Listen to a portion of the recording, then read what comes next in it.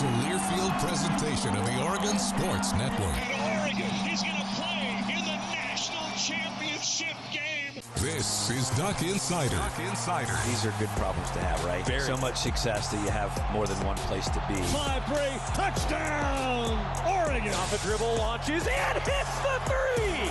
Oregon leads. What a great opportunity it is to be able to play at the University of Oregon. I'm just incredibly proud to be a part of something like this. She wants another three. Oh, three in a row. Oregon is headed to the Super Regional. Big Ten champions, your Oregon Ducks. We are so privileged and so fortunate. We get to see all these young people. We get to see this incredible growth, which is what college is all about. This is Duck Insider on the Oregon Sports Network from Learfield, presented by OnPoint Community Credit Union. People are the point. Now let's go live to the Country Financial Studio to talk Oregon Duck Athletics. A big-time women's basketball win yesterday. Ranked victory on the road over the Spartans of Michigan State. We'll break it all down. Hear a bit from Kelly Graves post-game. Chris Clayton, I was listening to him. The fourth quarter got a little tense. It's okay. The Ducks were able to hold off that late charge from the home team to get it done. A lot of fun for Oregon women's basketball getting that victory. Now for Oregon men's basketball, the opposite. Not a lot of fun on the road at UCLA. Ducks are going to have to turn around quickly. Back-to-back road losses for Oregon men's basketball. It's the first time that the Ducks have lost back-to-back games this season. Men's basketball looking for a rebound now against the Cornhuskers of Nebraska. We'll break that down. I know, nobody likes to lose. It certainly wasn't a fun plane ride home last night. I can tell you that from firsthand experience. But the Ducks, I think, have to learn some lessons now, and Dana Altman will talk about some of those lessons here after he and I spoke post-game yesterday. Also, it's the beginning of the spring sports season around the University of Oregon. We've got a lot to cover, and today we will feature Oregon Lacrosse head coach Jess Drummond. She'll be with us in the Country Financial Studio today. Oregon men's and women's tennis are in action at the Student Tennis Center. We'll break that down for you this weekend. Women's tennis taking on a actually pretty good Portland team. That's coming up on Saturday. The Ducks will also take on Texas Tech on Sunday. Nils Schielander's team and Courtney Nagel's team both in action here coming up over the next few weeks with the season getting rolling. All right.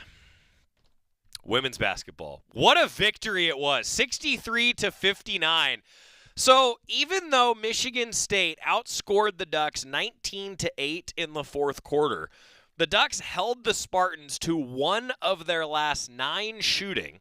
The Ducks also did not make any of their last 6 field goal attempts, did not have a field goal in the final 5:36, and won with defense. Now, I'm going to make some comparisons that are a bit unfair between women's basketball and men's basketball, these two teams here at the University of Oregon, because the women's team has demonstrated time and time again that defense travels and defense wins games. The Ducks were able to get it done, a 4-point victory behind 12 from Peyton Scott, 10 from Deja Kelly, and 10 from the bench in Nani Falatea. Grace Van Sluten, the former Oregon Duck, now playing for Michigan State, was one of the leading scorers with 14. But the Ducks really sprinted out to a lead. It was 21-8 at the end of the first quarter, and then Michigan State just couldn't overcome it. It's funny, the similarities between these two teams, talking about Oregon and Michigan State women's basketball, the similarities are plentiful. Maybe the two best defensive teams in the Big Ten. Sometimes you just have to win that way. Ducks ended up shooting 43% and 43% from 3. They were 6 of 14. They held Michigan State at home to 34% shooting. Really impressive victory for Kelly Graves' squad. You can't help but be proud of a team that goes on the road and wins like that. Now, the unfair comparison for men's basketball. When the shots didn't go at times against UCLA, the defensive energy seemed to take a drop. Similarly, UCLA kept that defensive energy up even when shots weren't going in. What do you know? UCLA was able to pull away at home. These are things that Coach Altman talked about yesterday. It's things that Coach Graves has talked about. It's almost like maybe a team that plays good defense wins basketball games. I'm sorry, I'll get off of my sarcastic soapbox now at this point.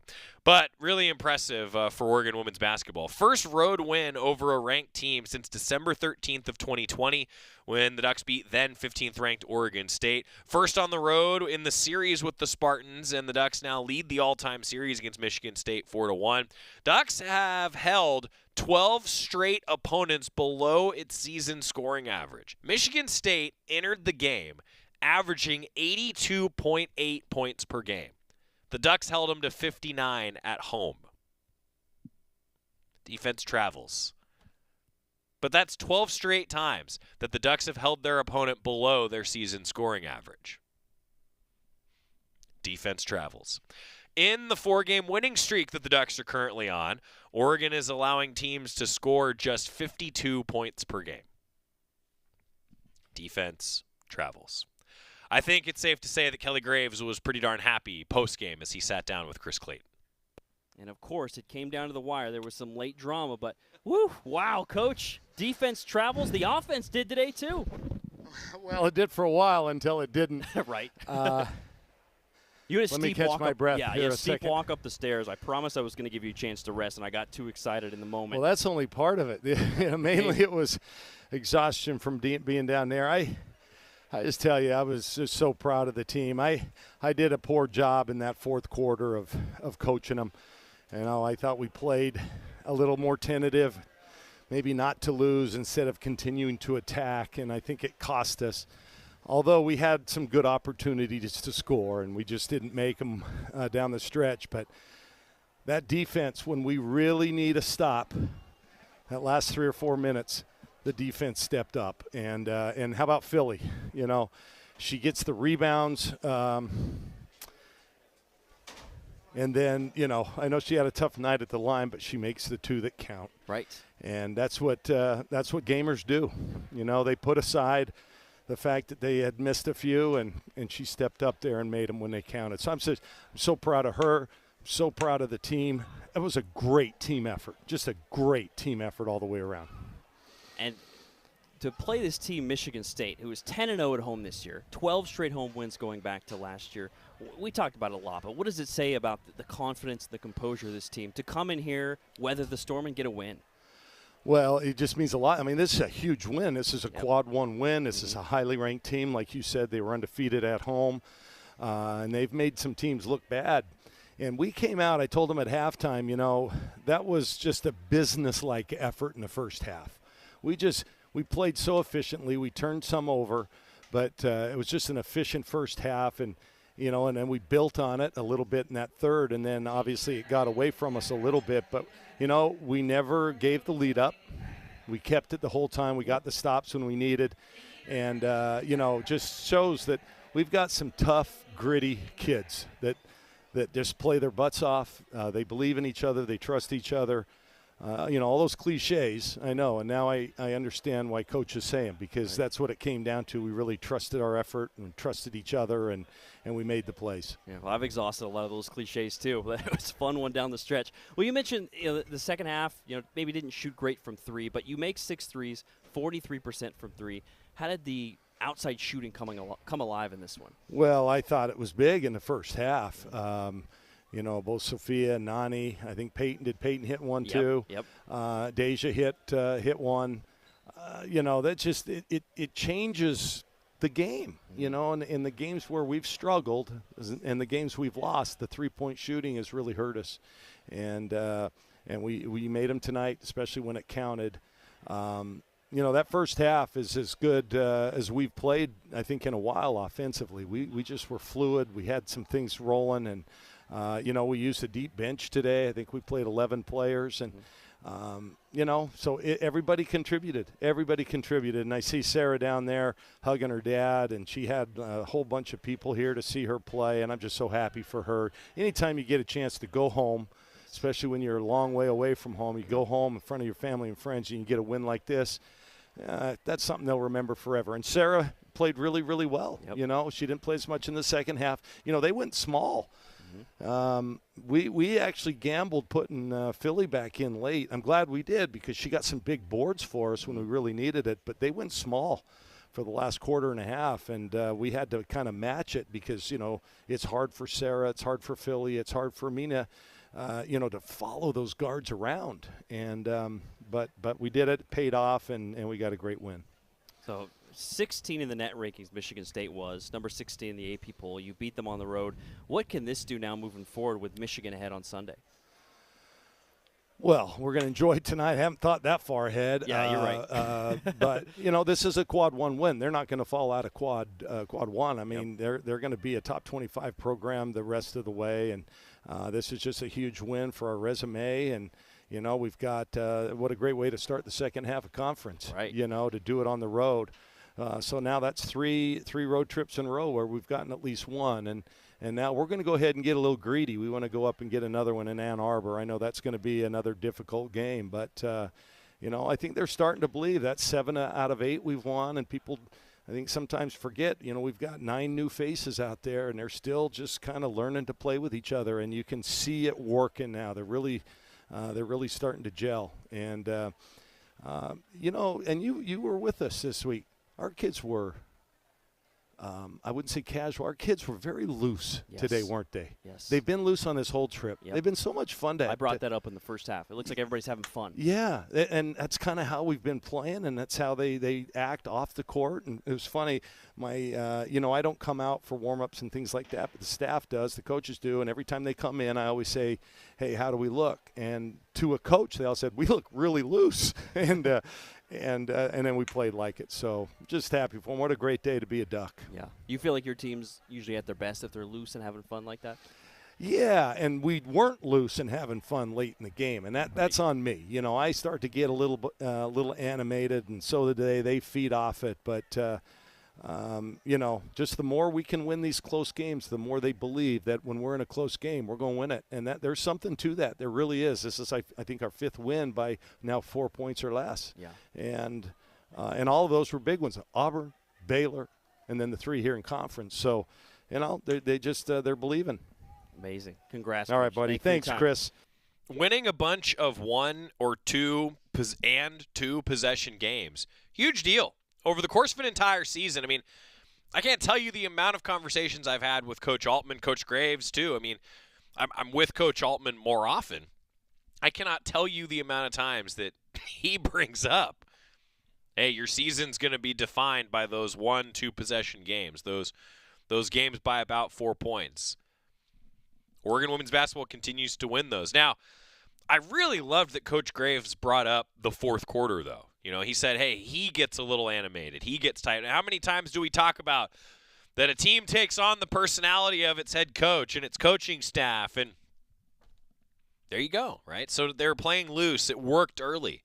Now if they can keep that up for an entire game, because some of these near fourth quarter comebacks that the Ducks have allowed have certainly raised every Duck fan's blood pressure, right?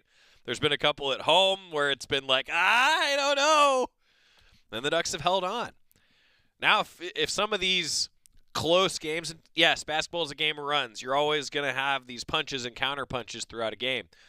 But I feel like this team, when the offense clicks even at a higher cylinder, maybe consistently throughout a game, they were fluid throughout the first half. If the offense can click, and it's easier said than done, over the course of an entire game, I think that instead of these 4-point, we all get a little tight at the end kind of wins, there might be some double-digit wins for this team. They're starting to build toward that. Really exciting, really fun to see after what was, it was a tough season last year. Now they go on the road and they beat a top 25 team, number 16 in the net, quad 1 win. Coach is right, great day to be a Duck.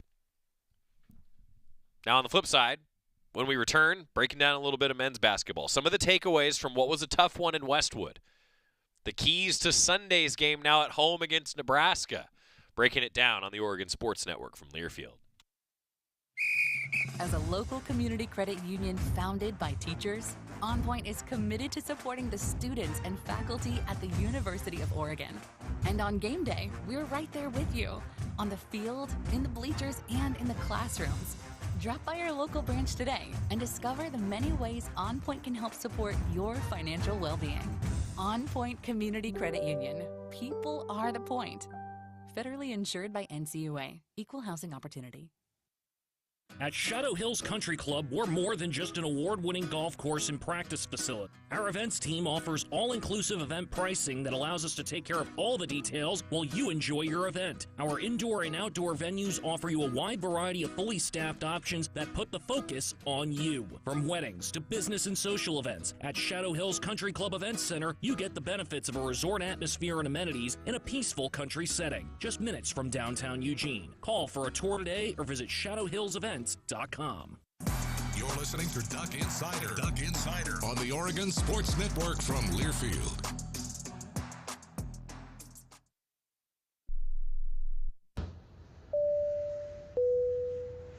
This is your captain. We are going to be experiencing some slight turbulence. Please fasten your... Oh, hold on. Just got a video of my cat. Imagine the pilot of an airplane was as confident as you are texting and driving. Seems kind of crazy when you put it like that.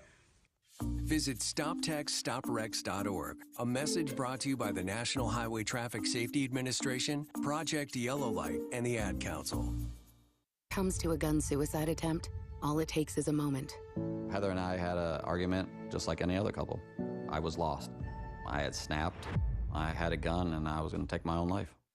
Heather helped me realize that there was still a life to live for the better of myself, my family. My weapon is now safely put away. A moment of crisis can happen to anyone. Store your guns, locked, unloaded, and away from ammo. Hear more safe stories at endfamilyfire.org. Brought to you by Brady and the Ad Council.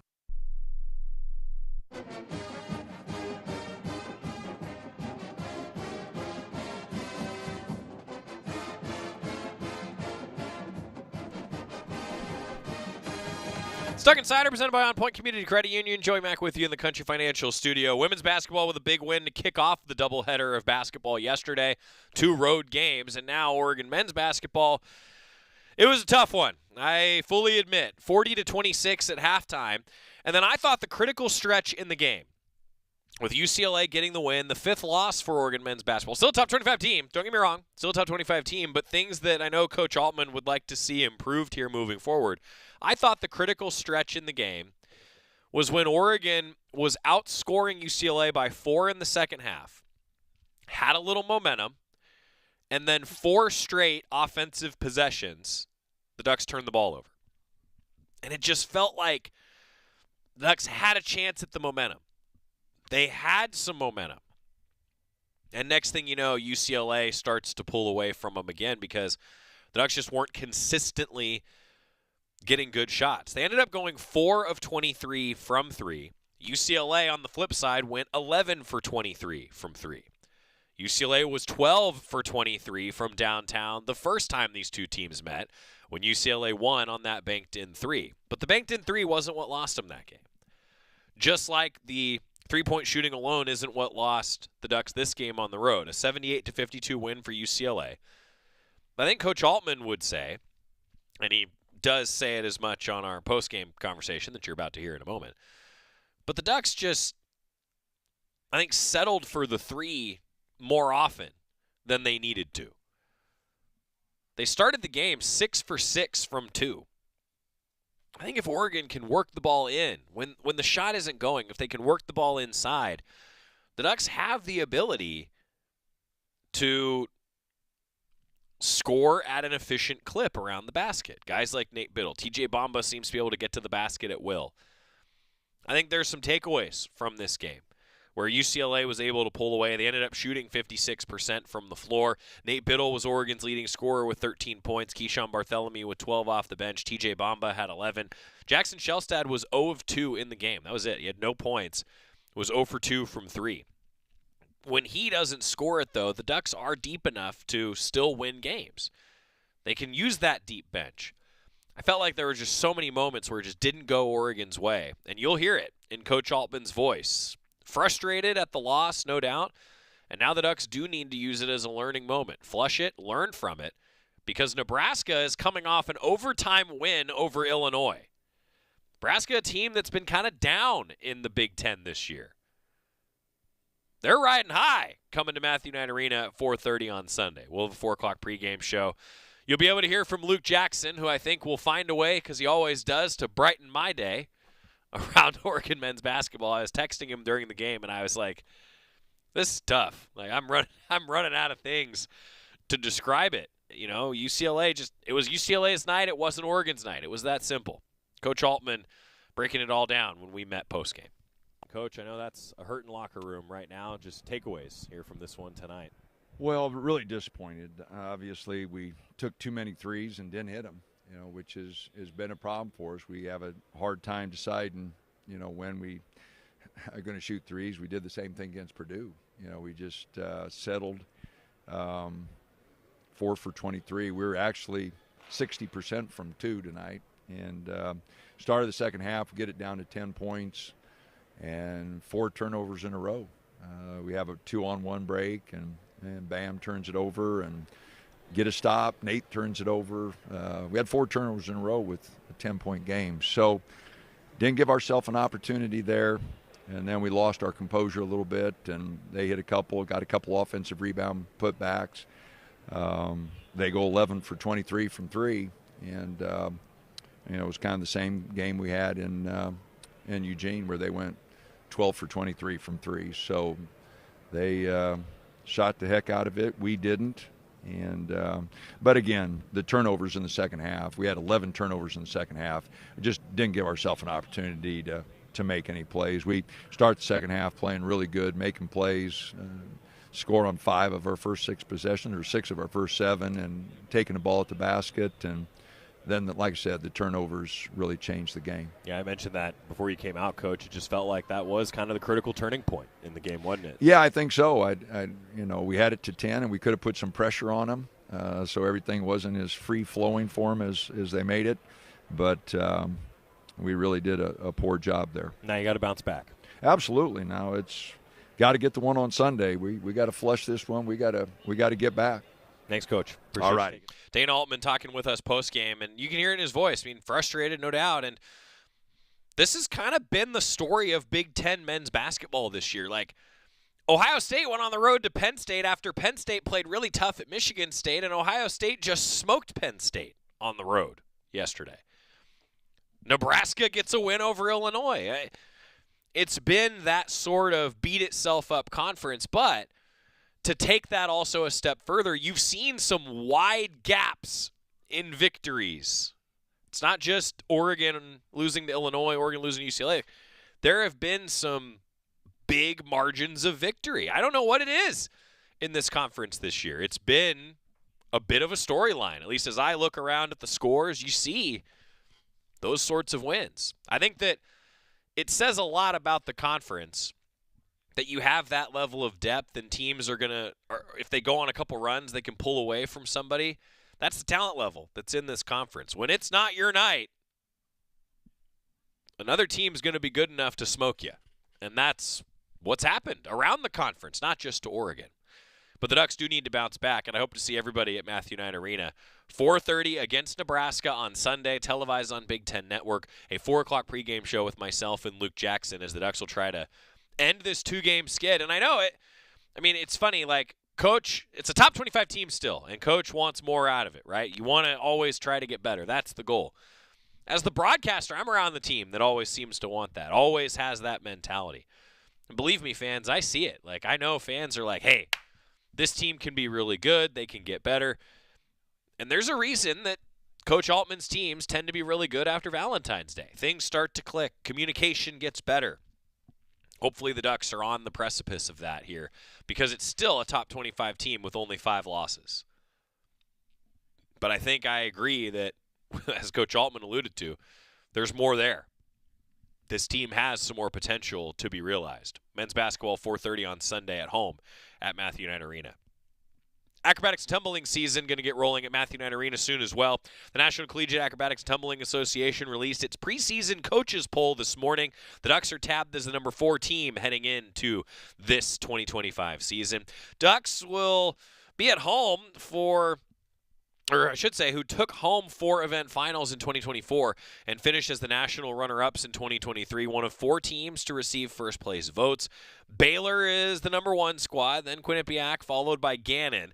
Under head coach Taylor Susnara, the Ducks have never been tabbed lower than 5th in the preseason poll. They're at number 4 with the season coming up quickly for Oregon acrobatics and tumbling. Also for Oregon women's golf, the Ducks have multiple players inside the top 30 of the World Amateur Golf Rankings.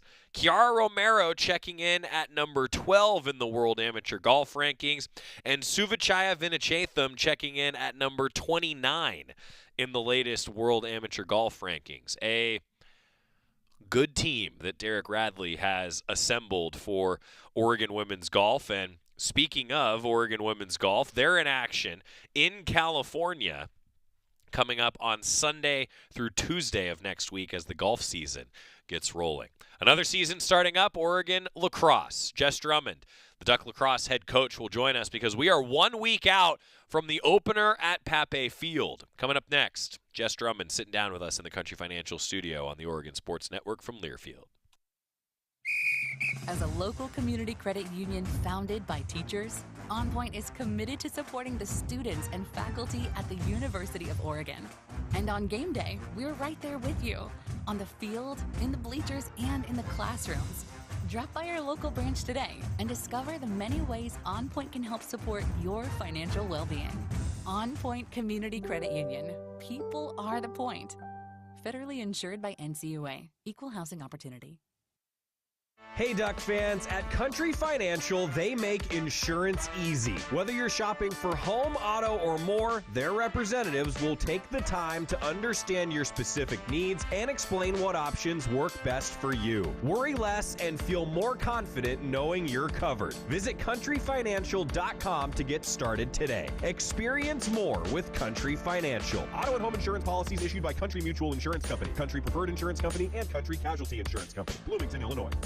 This is Duck Insider, presented by OnPoint Community Credit Union on the Oregon Sports Network from Learfield. You say you'd never give in to a meltdown and never fill your feed with kid photos. You say you'd never put a pacifier in your mouth to clean it and never let them run wild through the grocery store. So when you say you'd never let them get into a car without you there, no, it can happen. 1 in 4 hot car deaths happen when a kid gets into an unlocked car and can't get out. Never happens. Before you leave the car, always stop, look, lock. Brought to you by NHTSA and the Ad Council. The possibility of lung cancer can be pretty scary, especially if you're one of approximately 8 million current or former smokers at high risk. That's why SaveByTheScan.org wants you to know that now there's a breakthrough low-dose CT scan that can detect lung cancer early, and it only takes 60 seconds. You stop smoking, now start screening. For an easy quiz to see if you're eligible, visit SaveByTheScan.org. It could save your life. SaveByTheScan.org is brought to you by the American Lung Association's Lung Force Initiative and the Ad Council. I'm coming home to the place that I remember, back to the land of my first love. Would you spread wide your arms for this wayward son? Back on Duck Insider, presented by OnPoint Community Credit Union. Joey Mack at the Country Financial Studio. It is the second longest walk of any head coach in the athletic department to come here to the Country Financial Studio. Jess Drummond is here. We're talking Oregon lacrosse. It is the soccer offices, the lacrosse offices, the softball offices, the wing that we share. Thank you for allowing us to be loud in the studio. Hi, Jess. How are you? Hi. What'd you do all off season? Oh, gosh. Had a kid. Hey! Congratulations. I know. How's it going? It's going. He's 3 months now. Jensen Levi Drummond. He's a little prince. We're obsessed. That's pretty exciting. It is really exciting. So He's got a lot of great aunts around him. He does. I know. The team is just so thrilled. They want him to come to practice all the time. Yeah. But we know he'd be a huge distraction. Sure. Yeah. Yes. For multiple individuals. Yeah. I'm like, well, I have to coach and also want to hold him at the same time. Right. Yep. I get it. Yeah. But in all seriousness, though, congratulations. Thank you. Outstanding. Hope that he's going to have a little lacrosse stick in his hand. Yes. Yeah. Yeah. How miniature are the lacrosse sticks these days? Because we have one right on there. the desk. There is it this is. the smallest lacrosse stick that exists? Pretty close. Yeah, that's pretty close. Yeah, it's a good lacrosse stick. I think it's taller than him right now, though. So Is it? He's got to grow into it a little bit more. That's okay. Yeah. It's part of the process. Yeah. Does he have his own lacrosse ball yet? No. Okay. But we'll work on it. We'll get yes. there. Yeah. We'll get there. The greatest thing that was ever given to my son was actually one of these softballs with an O on it. Oh. The softball staff, as he was walking around the building when he was like, I don't know, 13 months old, they were like, here, take a softball. And he still has said softball at home all the time.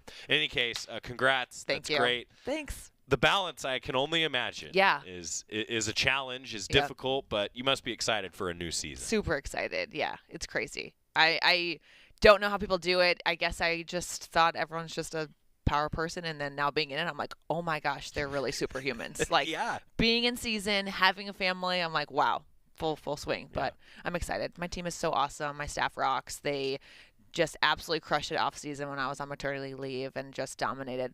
They went down to UC Davis and had a little play date, crushed it.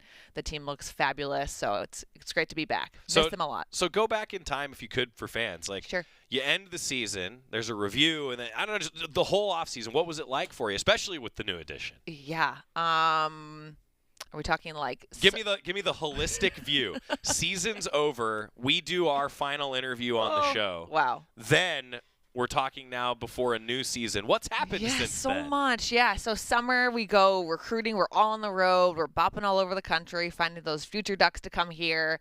And then we're all back in August. We hosted a couple of camps this summer. And then we had, some visits going on in September. Recruiting kind of just is a whirlwind. September 1st hits, and we're having phone calls with recruits. We're getting people on campus. And then we get them committed, verbally committed. And then our season starts. Off season and fall ball, like that mid-September, and then we've got play dates, and then they all go home for Thanksgiving, and then they're back for a little bit, then December break, and now we're back on the grind in January. I really love the fact that we now describe play dates with other teams the same way that you would describe it with kids. With kids, If I you know. put that together, I can't be the only one that's mentioned that to you. I know, and I'm like, I still use play dates, 'cause I'm like, it just sounds cute. It's Yeah. fun, and it's competitive. I'm like, great. Yeah, so Let's all get together and play. I like that way better than like let's have a scrimmage. Yeah. Yeah. Yeah. That's way more fun. Yeah. The scrimmage, I think of one game. Right. Play date is like multiple people over a weekend. It's like a slumber party. It's like a jamboree Yeah. in the high school Yeah. days, Yeah. right? When you'd have multiple. That makes sense. Talking lacrosse with Jess Drummond, your staff. Yes. You mentioned just a chance to shout them out Yes. after the off season and the help that they've been to. Yeah, I'm absolutely obsessed with them. They're just crushed it. Like I said, the team looks so amazing after fall, coming back in January, just really soaked up all the knowledge off season, just developing them, lax IQ. We're super fit, so I just am excited. And, going into the season, it just feels like everyone is really competing for those spots to play in games. And, it starts from just Cece and Theo being incredible humans. And, they also had their own they played in international lacrosse out in Australia against each other. Freaking awesome. So amazing. Against each other. How about that Yes, scouting they did report play. they had I on each know. other? Yeah, they matched up against each other. It was a great duo, and the team was all like, everyone's like full watch parties. Like, can't wait to watch these guys go at it. I can only imagine the entire roster being like edge of seats. They see them go against each other on a particular sequence and just Yeah, right. Oh, it's so awesome. And they dominated. Theo got MVP her first game. Cece just, does her thing, stealing the ball away from everyone. So it was so great to watch them play. And I think our team was like, I was like, those are your coaches. Yeah, That's I mean, cool. how big of a deal is that? Like Huge. Yeah. Huge. I mean, you have an example right there in front of them. Yeah. Right. Yeah. So I don't know. Can you even quantify like the impact that has? Like, have you talked to the team about that? Have they talked to you about Yeah. that? Like, well, when they were overseas, we had our first week of lacrosse, and so I'm always bringing up. I'm like, did you guys watch the game? Like, did you see that? And I'm like, that's how Theo's telling you to shoot. That's how she's telling you how to play. And see how Cece steals that ball away from somebody. That's how you should be checking without fouling. So it's just really cool for them to visualize it and see it go behind those leaders that are teaching them what to do. Of like, if you just listen to what they say, that's what happens. You play great. it's like do as I say and what I do. Yeah, right. Right. Seeing them do it and what they're talking about was really, really cool. Yeah, I think that's pretty powerful stuff. Yeah. All right, so now getting ready for this season. How's practice been? Take fans inside the process. So fun. I know. Eugene weather is fabulous. We're like sunny, 47 and 50. It's like great lacrosse weather. It's perfect. The team is like, this is perfect lacrosse weather. I'm like, agree. Like, we're just out there grinding away. We've been playing since January 6th with our 8 hours and 20 hours ramped up. But it's just been so awesome to be back at it. Like I said, I missed it in the fall of being off and being back together. It's such a special feeling being on that field. There's a lot that goes into coaching, but when you're out on the field with practice, that's where it just all feels right. So what's the competition level like? What's the roster looking looking like? So high. We've got a roster of 30, really competitive, and it's great to see everyone fighting for chances to play for game time. You know, I think as a coaching staff, we're still like, wow, you know, each person is really proving that they can step out on that field and get things done. Every roster is a little bit different. Yep. Maybe some returners that the fans should know, your leaders. Who's been stepping up for Yeah, you? we've got 4 captains this year. We've got Maddie Sweeney, Alex Matsuoka, Anna Simmons, and Rachel Paulo, and they are just been outstanding leaders for the squad this year. And talking about Anna, I mean, that's a name that I think a lot of people, let's just say the stats speak for themselves in such a way in the Oregon record book. What have you seen from Anna? Just great leadership. You know, she was somebody last year that just, you saw her all over the field by noticing how hard she plays. And this year she's found her voice. She really demands a lot out of people in practice. And so it's just been really great. Each practice she's getting tons of shout outs of just holding people accountable and doing the right thing. And, you know, to have, again, like we talked about Theo and Cece, having a leader that can demand more out of you and also replicate that, what she's saying, is just truly remarkable. As you've spent more years here now and continued to build the program, and as an alum, I'm curious, like, I hear coaches all the time talk about player-led teams, you know, and eventually you kind of, as a coach, I'd imagine you want to have, like, the players are an extension of you, right? In a way. Are you starting to kind of see that culture being built? Yeah, definitely. We, as a group, pick values, team-winning values, and so with these values, we talk about what it takes to win as a team united, and so we, as coaching staff, kind of step away and let them pick their 3 words. This year, we've got relentless, family, and consistency, and so then they define those words, and each week our first week we pick as a staff of like who exemplifies like each word to the T of like what the definition is, and then week after week they then pick somebody on the team who they think, you know, was great in that. So it's been really nice to see them kind of give that recognition where it's deserved and have an opportunity for other people to be able to, you know, get those awards. Talking lacrosse with head coach Jess Drummond when we come back. More in the Country Financial Studio on the Oregon Sports Network from Learfield. Dear winter, Toyota can't get enough of you because Toyota's got 25 vehicles with available all-wheel drive and four-wheel drive. And that's more than any other auto brand. So you bring the action and we'll bring the traction. Always Toyota. Toyota, let's go places. Based on manufacturer's websites as of 10/20/24. As a local community credit union founded by teachers, OnPoint is committed to supporting the students and faculty at the University of Oregon. And on game day, we're right there with you, on the field, in the bleachers, and in the classrooms. Drop by our local branch today and discover the many ways OnPoint can help support your financial well-being. OnPoint Community Credit Union. People are the point. Federally insured by NCUA. Equal housing opportunity. Dear winter, Toyota can't get enough of you because Toyota's got 25 vehicles with available all-wheel drive and four-wheel drive. And that's more than any other auto brand. So you bring the action and we'll bring the traction. Always Toyota. Toyota, let's go places.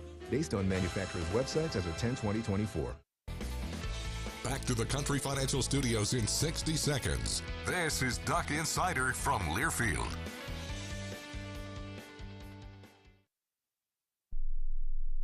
I'm a pretty great multitasker. I can wash dishes and do laundry. I can roller skate while walking my dog. I can even order lunch while doing my homework. But I can't use my phone while driving. A distracted driver is one of the leading causes of death in the United States. So when it comes to driving, please, don't be a multitasker. Don't drive distracted. A message brought to you by the National Highway Traffic Safety Administration, Project Yellow Light, and the Ad Council. All right, son. Time to put out this campfire. Dad, we learned about this in school. Oh, did you now? Okay. What's first? Smokey Bear said to. First drown it with a bucket of water, then stir it with a shovel. Wow, you sound just like him. Then he said. If it's still warm, then do it again. Where can I learn all this? It's all on SmokeyBear.com with other wildfire prevention tips, because only you can prevent wildfires. Brought to you by the USDA Forest Service, your state forester, and the Ad Council. You know you make me wanna kick my heels up and throw my hands up and throw my head back and come on now. So good to see you real. We're back in the Country Financial Studio. It's Duck Insider, presented by OnPoint Community Credit Union. Part 2 of our conversation with Jess Drummond, Oregon lacrosse head coach. A week away from the opener for Duck Lacrosse. They will be at Pape Field, a 5 o'clock start against Butler next Friday. Hope to see all of you there for the opener. New era of the Big Ten for lacrosse as well. A lot to unpack with the head coach, Jess Drummond. Butler is the first opponent a week from today, February 7th, Friday, 5 o'clock, Pape Field. First few are all at home. Nice to be at home again. Yes, love those. Yeah, Butler, we'll talk a little bit about that. Stetson also on the schedule. And we were even talking before during the break that you have 9 at home, 7 on the road, and it's amazing. Like, that goes quick, doesn't it? It's so fast, yeah. It's going to be such a grind, and I'm so excited. And, you know, with us having travel for Big Ten games, it's going to be really fun to just have a strong out-of-conference to prep us for conference games this year. And I imagine that was nice to be at home, right, with the travel. That was calculated on your part? Yeah, for sure. Yeah. I'm like, recognizing, like, we'll have to have longer trips going to the East Coast, Midwest, so trying to get teams to come play us at home was definitely a big part of playing the schedule. We talked last year about how in your sport it was sort of like the travel got flipped. Like, you used to always go east a lot. Yeah. Right, in non-conference. And so how'd that go, I guess? Just scheduling and the adapting to the new conference? What was it like? It's kind of cool because now we can play Pac-12, former Pac-12 teams that were like, okay, now we can travel West Coast to get that same kind of high level of competition on top of, you know, traveling to the East Coast. I think it's great to be able to have that visibility on the East Coast of, like, Oregon going out and playing these strong Big Ten schools. So I'm excited to kind of have alumni and fan base and families being able to be represented at games and see their players or their daughters play. For example, on the road, Cal and UC Davis, San Diego State's going to be in Eugene coming up in March. So the Big Ten. Yeah. What's it like? What should we know?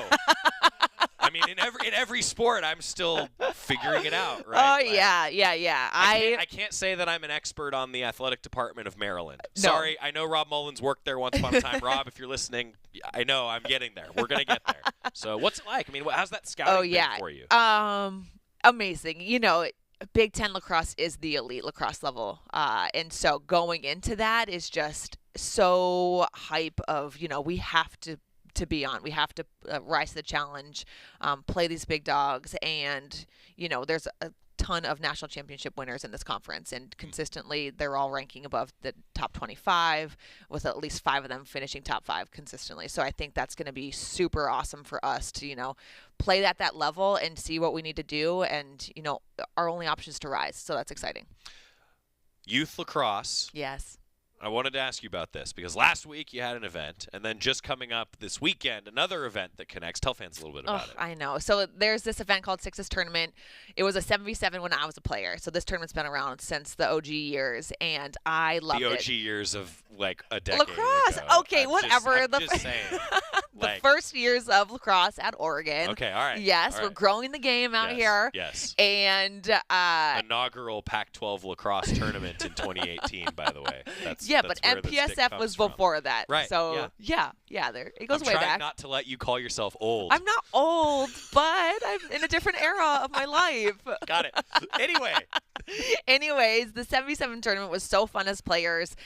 We hosted, and it's a bunch of local high school teams that come out and play against each other, and it's coached by the Oregon lacrosse players. And so we divvy them up a bunch of teams, and they're coached by, you know, our players, and it's really fun. We make it competitive, and I just loved it as a player because I saw them come to Oregon camps, and then you see them go play at another level in college. And, you know, we've had a handful of players come through Oregon that were at the Sixes tournament, so it's really fun to see them. And we've got Liv Katsitsa, who's on our team, a freshman right now from Oregon. Cool. So she's been coming to those programs, so it was really fun to have her coach some of her high school teammates. I feel like it's, you know, it sounds obvious to say, like, oh, the community, the youth connection, but especially we've talked about it in this sport, like it's an East Coast moving to the West Coast type of sport with the growth. Just, Are you starting to see some returns from that? Like you as a player, now you as a coach. Are you starting to see that youth connection kind of pay off, I guess, at the collegiate level? Yeah, I loved it, and I think coming back, I'm excited to see it more in the longevity of the scheme. And so I think being able to be a part of it is awesome. We're going to scrimmage Willamette University at Lincoln High School tomorrow, and there's just been a big push to have a bunch of youth lacrosse players come out, and we're doing a poster signing afterwards. And so I'm all about finding more ways and gathering more ideas from the local community of like how we can continue to show up and represent and build lacrosse out here. A couple final thoughts for Jess Drummond, Oregon lacrosse head coach. Getting ready for the season, you mentioned the scrimmage. Just as a coach, what do you want to see when you play against somebody else at this point in the season? Yeah, I want to see us start working together. It's so fun to be able to play with each other, but you're playing against people who know what you're doing, and so to be able to see that then against another team and be like, yeah, that's working, it's great, it's all gonna work out well. But the biggest thing is I just want us to have that consistency of like being locked in and working hard. And I think if we're consistently working hard, then that's always going to pay off in the end of like us moving forward and always improving. A week from today, Duck lacrosse season starts at Pape Field. Front and center. We're ready. Do you think we can get a full-size lacrosse stick that would span the whole desk? Yeah, if you take everything else off. I don't know. We could make it fit. I mean, of course. The desk is nothing if not cluttered. Yes. Yeah. Right? Yeah. We could put like a lacrosse. Yeah. I already see the vision happening. I know but that needs to be a permanent spot. Agreed. Yeah. I mean, yes. we actually. So we were just discussing that the miniature lacrosse. Well, it's not really miniature. No. Small. Sample size? Sample size. There you go. Lacrosse stick. It's going to go right front and center in front of the duck truck on the desk.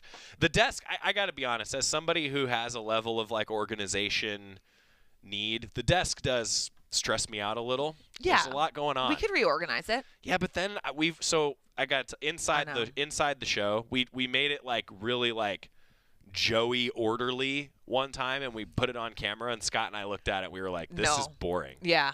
You kind of need the chaos. Yeah, you do. So agree. In any case, keys to the season. You mentioned what you want to see in the scrimmage. How about for the whole season, Coach? I mean, what's going to take to be successful? Yeah, I think just being connected and trusting the process. That again, like this is only year 2 of us working together, and I think it's going to take time to really like input like all that we're doing as a staff. And so I think the team just going to Ted Lasso, just believe it's going to take some time. And I think that our team is fully locked in. We're an awesome bunch. And I think the talent is there, and just trusting in ourselves and having that confidence that we can do it.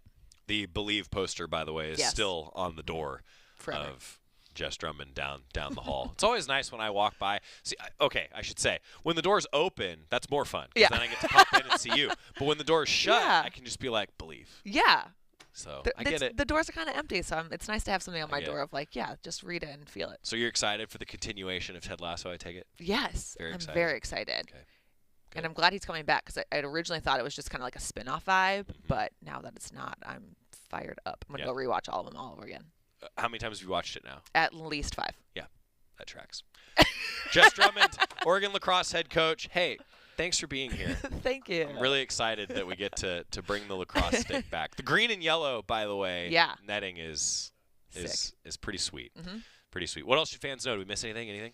I don't think so. We're getting new nets this year, so goal nets are coming in. Speaking of nets, because I just saw that white goal post with green nets. I'm fired up. Oh, that's pretty cool. Yeah, that should be fresh. Cool. On brand. Yes. As they say, on brand. Jess Drummond, Oregon lacrosse head coach. The season begins a week from today. Thanks for a little season preview. We'll be talking with Coach pretty much every week, depending on the travel schedule and how things go. 5 o'clock at Pape Field against Butler on Friday. It's on Big Plus. If you're in Eugene, though, just come to Pape Field. Come on in. Yeah. It's going to be great. What do you want fans to do when they're there? Have a good time. I want it to be loud and energetic. Like, that to me is like, yep, we're going to win. Okay. No doubt. I'm in. Yep. Jess Drummond, Oregon lacrosse head coach. Thank you. Thanks. When we come back, weekend preview, looking ahead. A lot of Duck sports starting to ramp up, including lacrosse. More coming on the Oregon Sports Network from Learfield.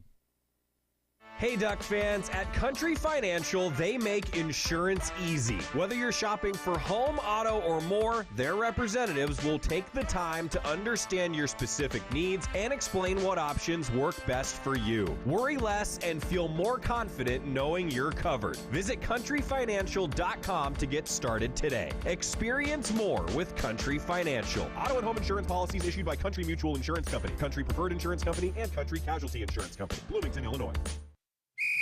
As a local community credit union founded by teachers, OnPoint is committed to supporting the students and faculty at the University of Oregon. And on game day, we're right there with you, on the field, in the bleachers, and in the classrooms. Drop by our local branch today and discover the many ways OnPoint can help support your financial well-being. OnPoint Community Credit Union. People are the point. Federally insured by NCUA. Equal housing opportunity.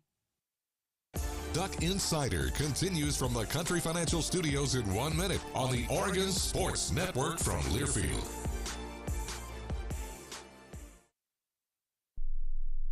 Hi, I'm Ryan Blaney, a third-generation race car driver, and I dedicate a lot of my time going fast. But when my grandpa was diagnosed with Alzheimer's, it was a very unexpected bump in the road for us. It's important to notice if older family members are acting differently or having trouble with routine tasks. Early detection of Alzheimer's can give your family time to explore support services and access available treatments. If you or your family are noticing changes, it could be Alzheimer's. Talk about seeing a doctor together. Visit alz.org/time-to-talk. A message from the Alzheimer's Association and the Ad Council. Kids ask their parents a lot of questions. Why can't people fly? Gravity. Is the moon really made of cheese? Yep, cream cheese. When can I move into a big kid's car seat? For some questions, parents may not have the answer, but that's okay. They can't know everything, but knowing the right seat for their age and size will help protect them in a car crash. Find out more at nhtsa.gov/the-right-seat. Where do babies come from? Good luck, Dad. A message from NHTSA and the Ad Council.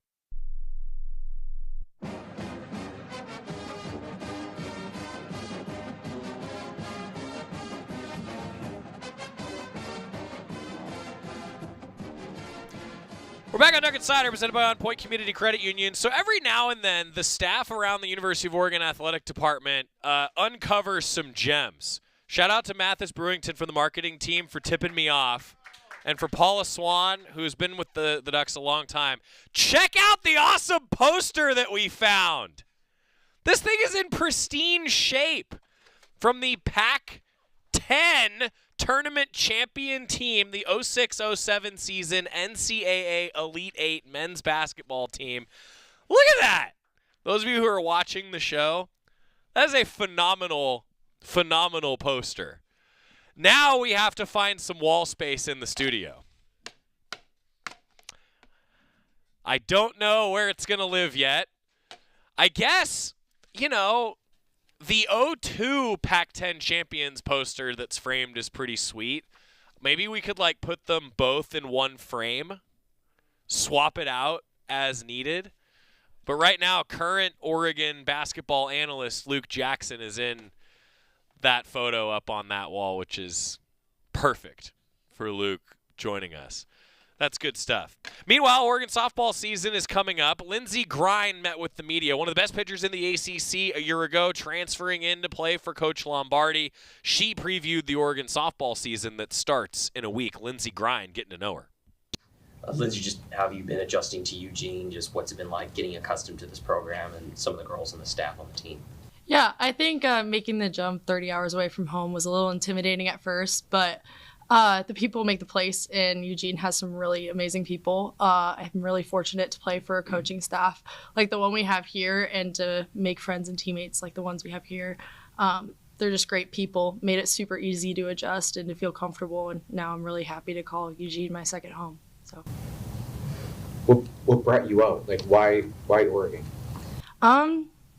I think Coach told me on my visit when I was looking around at schools, and she said, if you know, if Eugene's in your heart, it's going to be. And I think just like I said, the people make the place. Coach Lombardi is great, and she's taught me so much. And just the love and joy that you can feel from this team it's contagious. So I think having those feelings and then just getting an opportunity to grow and thrive at softball and to be surrounded by amazing people at the same time, it's been life-changing for me. So I think that definitely did it. What's it been kind of like working with the other pitchers in the group so far? Oh my gosh, the other pitchers are awesome. It's super important to have a staff, like a pitching staff, and multiple people in that group. And we're all so different, and everybody has kind of like their own specific talent. I've learned so much from Taylor, Elise, Stacy, and Rowan, and they're super welcoming, and we just want to make each other better. So it's really cool to have a group that gets along and can help each other out. So throughout the fall, who is it that was giving you the toughest battles in practice and in live ABs and stuff like that? Yeah, I mean, Paige definitely gave me a hard time here and there. She's a tough player. She's an amazing hitter. So it definitely made me work hard and developing something that spins down too. I'm an up ball pitcher, so I've really been working on that. But all of our girls are really talented. Des is a really big bat. I know Paige had mentioned that. But yeah, everybody has a lot of talent and can play really good defense and can hit the ball really well. So I think everybody across the board is really good. How have you worked to develop your pitch mix and your different pitches that you throw since you've come here? Yeah, Coach is a genius when it comes to pitch calling, is the best way I could put it. So I've definitely leaned on her and just kind of asked her questions in my bullpens and just talked about her philosophy behind throwing to different batters and what she thinks. And Coach is really, really smart when it comes to pitch calling. So leaned on her a ton, and I'm still learning a lot more. So. Obviously, you were playing in the ACC last year, so it's a different situation than everyone else who was moving from the Pac-12 to the Big Ten. So how have you viewed this conference change? Because it's a completely new conference for you as well. Yeah, I think the way I like to look at it is the lines don't change. You know, wherever you're at, the field's the same, ball's the same, mound's the same, different distance apart. So that's how I like to approach things. But I think just looking at our team, I think we're going to attack anything that's thrown at us. So I'm really excited to travel to some new places and compete with them. Thank you. Good stuff from Lindsey Grime. We'll get to all of it today. It's all available on the Go Ducks YouTube. Busy weekend for Oregon athletics, and we're about to get into the real busy period where Oregon men's basketball, Oregon women's basketball are into the postseason, and all the spring sports get rolling. Indoor track and field postseason going to be here before we know it. Over the weekend, we've got Oregon tennis at the Student Tennis Center. If you're live with us on Friday, the University of Oregon track and field team is at the Razorback Invitational. Some competition going on Friday and Saturday for Oregon indoor track and field. Oregon women's basketball is on the road at 9 a.m. against Michigan. It's on Big Ten Plus. 9 a.m. tip-off. That means an 8:30 a.m. pregame show with Chris Clayton on Sunday before Oregon men's basketball is also in action on Sunday. It'll be a 4:30 start for Dana Altman's squad. 4 o'clock pregame show with myself and Luke Jackson across the Oregon Sports Network. It's also on Big Ten Network. Oregon women's tennis also hosts Texas Tech at the Student Tennis Center on Sunday morning. And best of luck to Derek Radley and the Oregon women's golf team. They're in action down in California in their, first, I think, of the spring, first tournament of the spring. Oregon men's golf is out in Hawaii coming up the following weekend as well. We'll talk a little bit more golf coming up next week. Bounce back opportunity for Oregon men's basketball. Chance to build on that big win for Oregon women's basketball. And thanks again to Jess Drummond for joining us today with a little season preview. I'm Joey Mack. Have a good weekend. We'll see you at Matthew Knight Arena. When might you be buzzed? When you suddenly love everything. You guys, I love this song. I love these nachos. I love our kickball league. Ugh! I love